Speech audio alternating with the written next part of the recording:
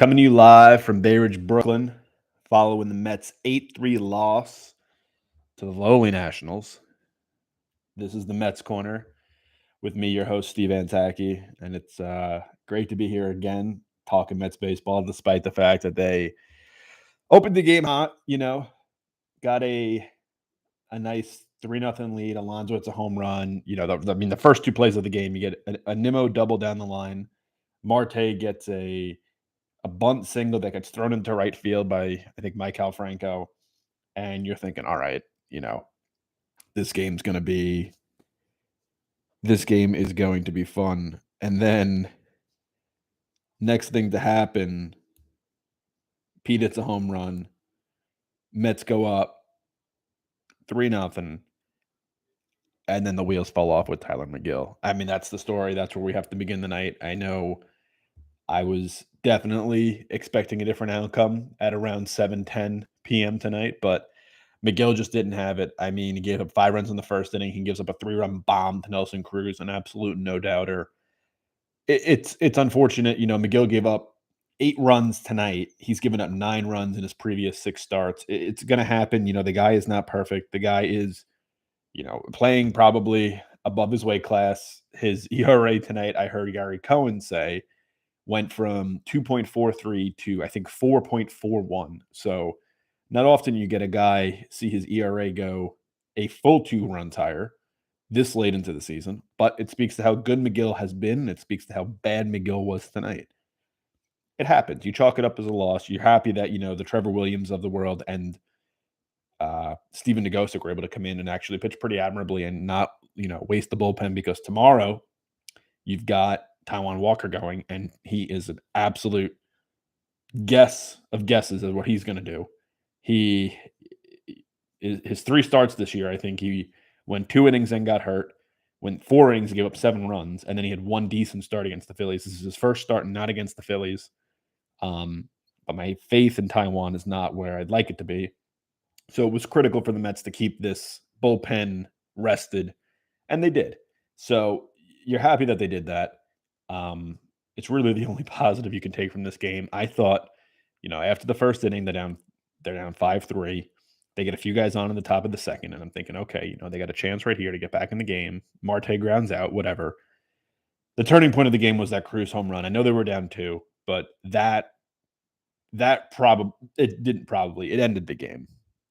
And even though I continued to watch in hopes of something happening, the Mets they never got it going. Lindor had a pretty poor night. Marte,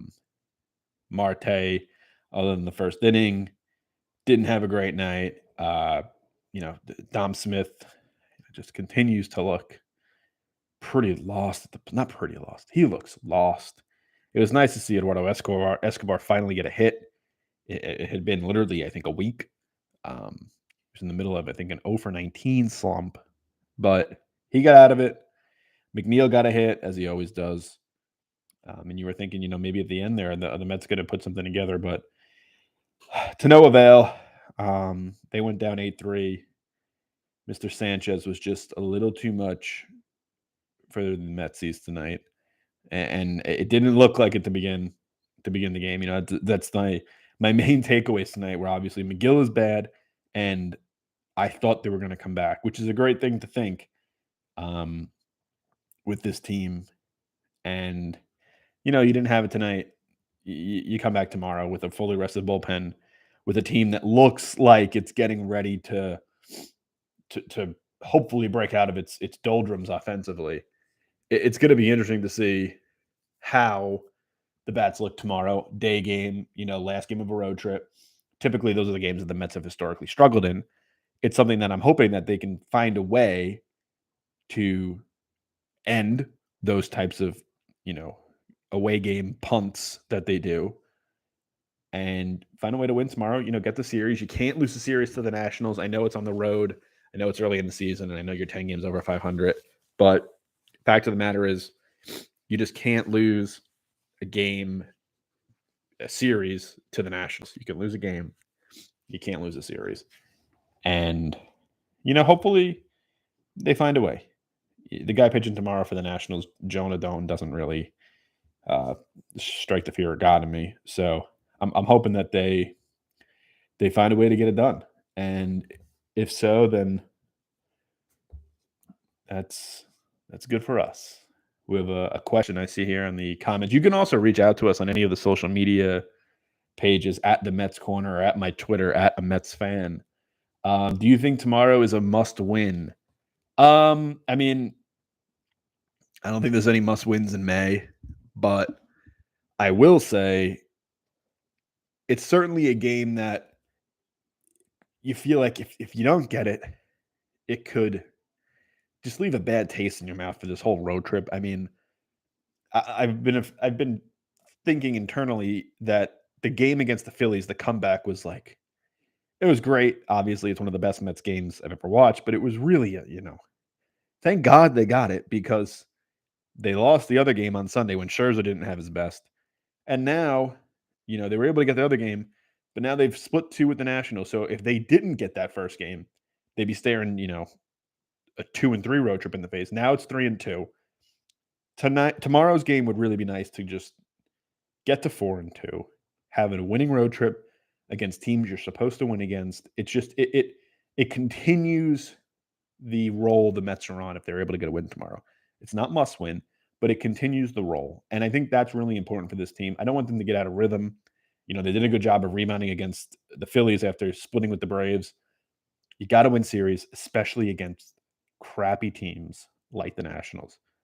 You got to win. You got to win the series. So I would say no, it's not a must win, but it's definitely it would greatly behoove the Mets to win tomorrow. There were a few things I noticed during the game that I wanted to make note of as I recorded this live show, this podcast. The first one is how many 8-run first innings are there, followed by a 3-run second inning that then have no more runs the rest of the game. I don't know if I've ever seen a baseball game like that, and I've probably watched 150 Met games over the last 18 years, and I don't think I've ever seen a game start off that hot and then just go ice cold. Credit where credit is due. Aaron Sanchez of the Nationals and Trevor Williams and Stephen Nagosick of the Mets found a way to get it done pitching wise and put up zeros. So just a strange game in that regard. The Mets had much more competitive at bats tonight than I think would appear. They had 10 hits. It's just one of those games. You're going to win 50, you're going to lose 50. This is one of those. You chalk it up to McGill being hurt, or not hurt, just McGill being off. Hope he's not hurt. That was the other thing in the back of my mind is, oh my God, is this guy hurt? He's pitching more innings than he ever has. He's throwing harder than he ever has. It just scares you. You call him Baby DeGrom, and well, guess what? Guess what Jacob DeGrom is? He's always hurt. So I love Jacob, but it's just a fact of reality. And I think McGill was due. It happens. Hope Taijuan bounces back. That's all you can say. The other thing I noticed during the game today was, and Keith Hernandez does a great job of pointing this out on SNY, that there are always teams that shift against McNeil and Nimmo, and it just doesn't make any sense. And I'm wondering how much longer it's going to continue. I mean, we're getting halfway through May, and teams are still doing it. And these aren't just teams that see them once a year. These are teams that see them 19 times a year. These are teams that the Nationals know Jeff McNeil. They know Brandon Nimmo, and they continue to shift him. And it's something I'm really wondering, if guys are just looking at sample sizes of last year only, if guys are just sticking with the stats, even though I think what's appearing on the field is different than what's the computers are saying should probably happen. It's a very interesting thing to see. As long as they keep doing it, man. If you're Jeff McNeil and if you're Brandon Nimmo, you just got to keep hitting the ball where they ain't. I mean, they're talented enough guys. They're not pull happy. They're not trying to hit home runs. Guys like that are always going to beat the shift. It's something I hope Dom Smith eventually gets a hold of and adopts into his hitting style because Dom just continues to look lost at the plate. Keith Hernandez alluded to it tonight on SNY as well, that Dom doesn't have enough playing time. However, in the last inning, when JD Davis came up, Keith was also saying, well, I'm surprised, he was surprised that JD didn't get the start tonight because of how well he was hitting the ball. And you can make the argument both ways, but in my opinion, it's getting to the point now where even though Dom as a lefty and as a good glove, probably you'd think would be in the lineup more, I think you gotta start thinking about putting JD in there more and, stop benching Canna and hope that JD provides the offense he's always provided. He can't hit fastballs down the middle. That's JD Davis's like arch nemesis. It's a miracle he made it to the majors, but he's here. And when he gets anything other than a fastball, he hits it. It's amazing. He can't hit fastballs, and Starling Marte can't hit breaking pitches. There was a stat on SNY that the Mets that Starling Marte is a 235 OPS against breaking pitches, which is like, I don't say this lightly. Like I could do that. Like a 235 OPS. That is borderline impossible. It's almost an impossible stat. It's a pitcher stat.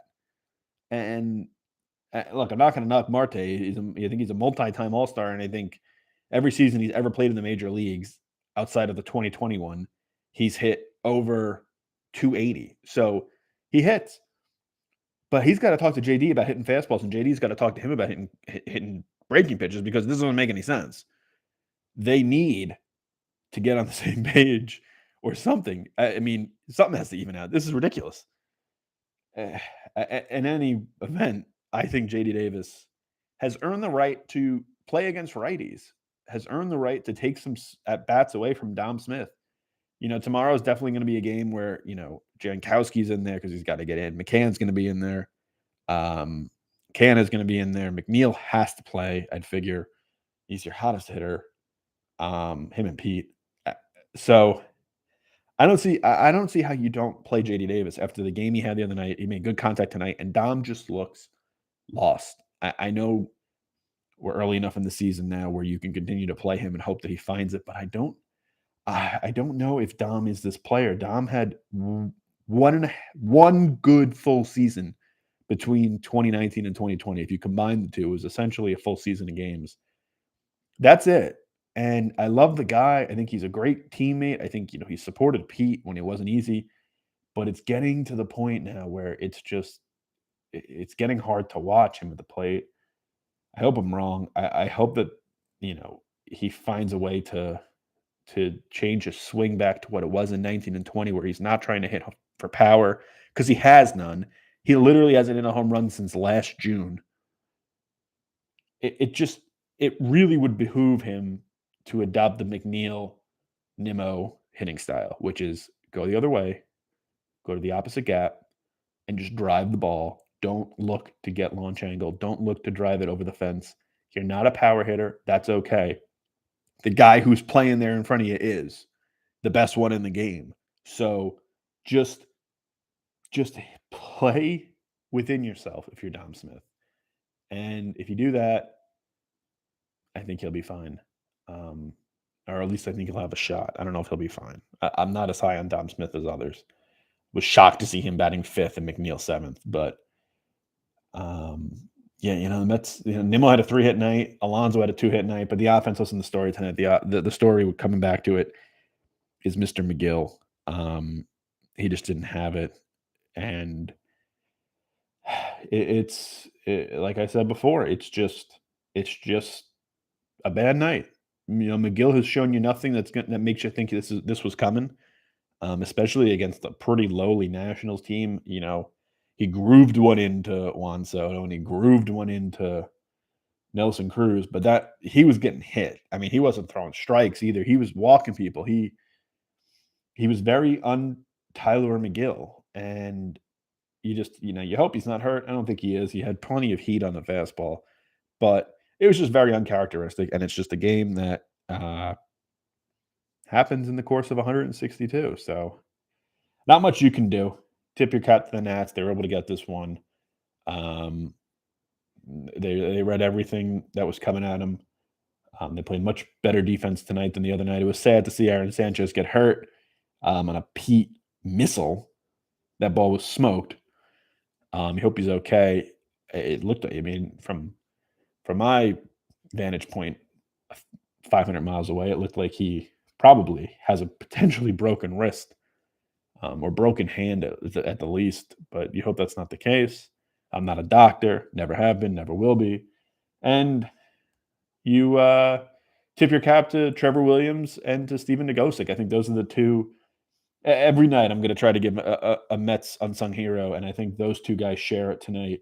Really did a great job of keeping the team ready to win tomorrow, and that's what baseball is all about: is win the series, not necessarily the game. So Mets are going to go for the series tomorrow. You'll take a split. So the Mets, this team doesn't sweep anybody. They don't lose series. It's very strange. It's the most un-Mets team of all time. I'm used to the Mets sweeping teams and then getting swept to back-to-back series.